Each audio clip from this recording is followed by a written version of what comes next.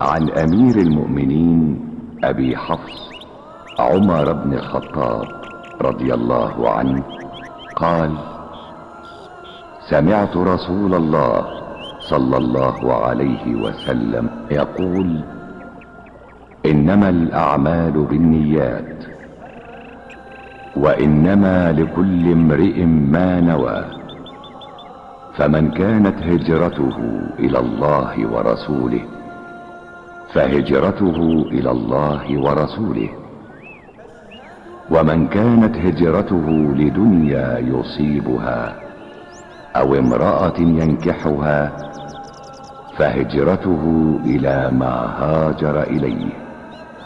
رواه البخاري ومسلم.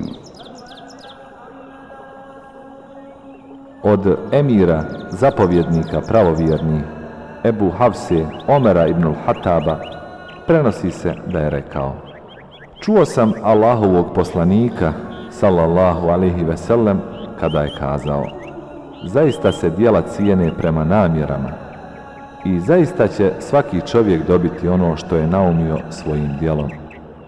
Pa ko bude hidžu učinio u ime Allaha i njegova poslanika, njegova hidža je hidža Allahu i poslaniku.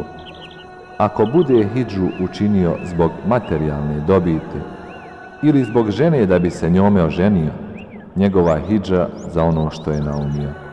Ovu predaju bilježe dvojica imama muhaddisa, imam Buhari i imam Muslim u svojim sahihima.